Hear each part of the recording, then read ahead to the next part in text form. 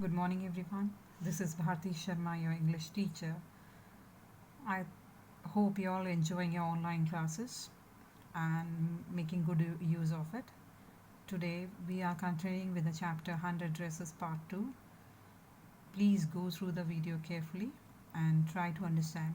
And you need to read also simultaneously so that you are able to understand what is being what is going on in the chapter or what is being told in the chapter. For that, you need to read it. Read it again and again so that you are able to understand it on your own. Okay, take care of yourself. Have a nice day. We had stopped at that point where Miss Mason, that is the teacher, receives a letter from Wanda's father informing her that they all have had moved to a big city where the children won't be teased. So Miss Mason comes to know that her students had been teasing Wanda, and then she doesn't scold her children, but she tells them to think over their behavior. So we had stopped at that point. Now we'll begin from the first paragraph of page 74. The first period was a study period. Maddie tried to prepare her lessons, but she could not put her mind on her work. Put her mind on her work, that is, she couldn't concentrate. She had a very sick feeling in the bottom of her stomach. That is, she felt that she hadn't done the right thing. True, she had not enjoyed listening to Peggy ask Wanda how many dresses she had in her closet. Closet is a wardrobe or the cupboard where clothes are kept. So Maddie is saying that she didn't enjoy whenever Peggy asked Wanda about her clothes, she never enjoyed it. But she had said nothing. That is, but she didn't even stop Peggy. She had stood by silently, and that was just as bad as what Peggy had done. And she was a mute spectator, that is, she used to look at silently.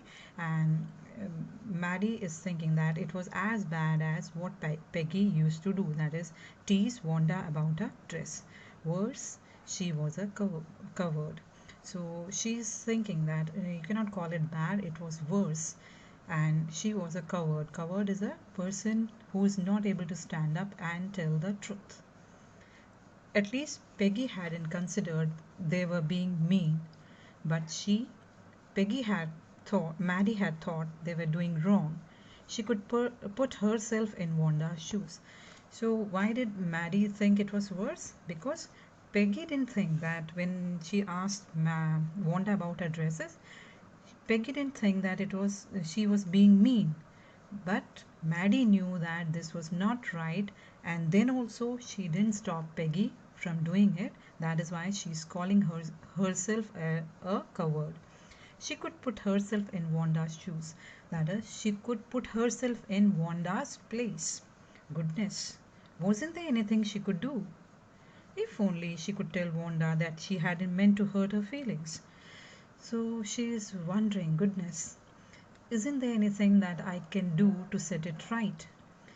If only she could tell Wanda she hadn't meant to hurt her feelings. If only she could go and tell Wanda that she didn't want to hurt her feeling or she didn't mean to hurt her feeling. She turned around and stole a glance at Peggy. She turned around and stole a glance. That is, they were all working.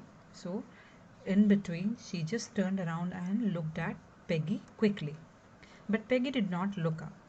She seemed to be studying hard, but she saw that Peggy didn't look up, and it appeared that she was studying very hard. Well, whether Peggy felt badly or not, Maddie, had to do something. So then she thought, if Peggy doesn't feel bad about it, doesn't matter, but I have to do something to set it right. She had to find Wanda Petronsky. Maybe she had not yet moved away. Maybe Peggy would climb the heights with her and they would tell Wanda she had won the contest, that they thought she was smart and the 100 dresses were beautiful. So she's thinking that we have to find Wanda. I have to find Wanda, and maybe she hasn't moved away, and then maybe Peggy will come along with me. We would climb the heights. Climb the heights is go to Boggins Height. That is where Wanda live. So she's thinking that maybe Peggy will also accompany me, and there we will go and tell her that she had won the contest and the 100 dresses were beautiful. Now, before we proceed further, let us do the oral comprehension check. What did Mr. Petronsky's letter say?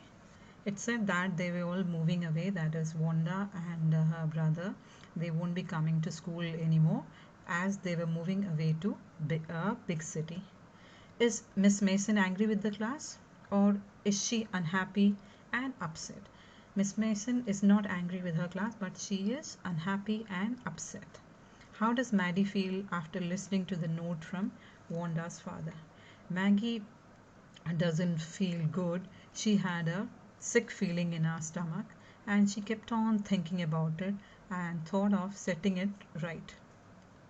What does Maddie want to do? Maddie wants to correct her behavior and she wants to go to Wanda and tell her about her and tell her that she didn't mean to hurt her feelings. This is what Maddie wanted to do. When school was dismissed in the afternoon, Peggy said, with pretended casualness, "Hey, let's go and see if that kid has left town or not." So when the school was over, then Peggy, with pretended casualness, this shows that she was also not liking that Wanda had moved away because of their behavior. She also didn't like it. So, but she didn't want to show that she's feeling sorry about it. That is why she said with a pretended casualness, that is, she as if I don't care. Hey, let's go and see if the kid has left the town or not. So she walks up to Maddie and tells her, let's go and see if the kid is Wanda here, has left town or not. So Peggy had the same idea. Maddie glowed. Peggy was really all right. So on seeing this, Maddie felt that Peggy had also the same idea as Maddie had. Maddie was also thinking of going up to Wanda. So Maddie glowed. Glowed is that she became very happy, and she thought Peg was really all right. That is, Peg couldn't do a wrong thing. The two girls hurried out of the building up the street towards Boggins Height, the part of town that wore such a forbidding air on this kind of a November afternoon, drizzly, damp, and dismal. So the two girls, that is Peggy and Maddie, they hurried out of the building, that is a school building, and up the street towards Boggins Height. That is, they started walking towards Boggins Height, the part of town that wore such a forbidding air. It was that part of town which had a forbidding air, that is, don't enter or you shouldn't go. That is, forbidding is that is to stop someone. So it had that air, that is, it didn't have a welcoming air. It didn't attract people towards this side. On this kind of a November afternoon, and this November afternoon was drizzly, that is, it was raining, and it wasn't raining very badly, it was just drizzling droplets, damp and dismal. That is, it was a state of, at times we find when there is not a good downpour and but the sky is not clear, we find it very depressing. So it was that state. Well, at least, said Peggy gruffly, I never did call her a foreigner or make fun of her name. So Peggy is trying to clear her conscience. She's saying that at least I didn't call her a foreigner or make fun of her name. Peggy is saying that I just used to ask her about her dresses. I never called her a foreigner. I never thought she had the sense to know we were making fun of her anyway. So Peggy is saying that I never thought that she could understand that we are teasing her.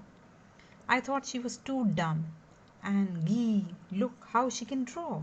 So Peggy is saying, I thought she was too dumb, who couldn't understand that you're wearing one faded blue dress every day and then you say that you have 100 dresses. So Peggy felt that she must be too dumb to understand that she was being teased. And then Peggy is saying, gee, look how she can draw. Gee is an expression of wonder. Look how she can draw, that she can draw very nicely. That's all for today. Thank you.